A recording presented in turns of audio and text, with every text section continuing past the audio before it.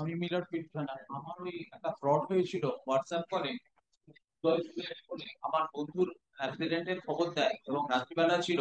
তারপরের দিন ছিল আমাকে টাকা পাঠাতে বলে। দু ভেবে আমি 1,25,000 টাকা পাঠাই এবং পরে জানতে পারি এটা আহ একটা ফেক কল ছিল এবং আমার টাকাটা আমি কিন্তু অ্যাকাউন্টিং চেকে পে করেছিলাম। এই এই সমস্ত ঘটনা জানার পর আমি এক্সিস ব্যাংকে চিঠি লিখি, তারা ওই লোকটার অ্যাকাউন্টটা ফ্রিজও করে দিয়েছে। আপনি এখন চাইছেন কি এই আমি কোর্টের এখন কাছে?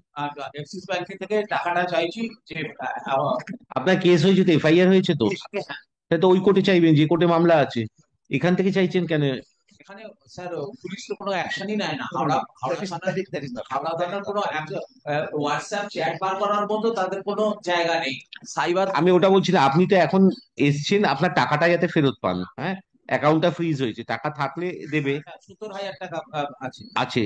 তো আপনার যে কেসটা যে কোর্টে আছে সেইখানে সেইখানে আপনাকে অ্যাপ্লিকেশন করতে হবে। রিট কোর্ট দেবে না, এটা অন্য কোর্টের মামলা, ঝট করে আমরা গিয়ে তার মধ্যে ইন্টারফেয়ার করতে পারি না কোনোদিন। বুঝে আমি ডাইরেকশনটা দিয়ে দিচ্ছি।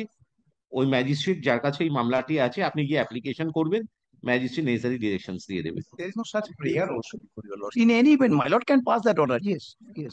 Petitioner has approached the spot being aggrieved by the investigation of the Thana case being aggrieved by Howrah PS case number 319/24 dated 30th August 2024. Petitioner's main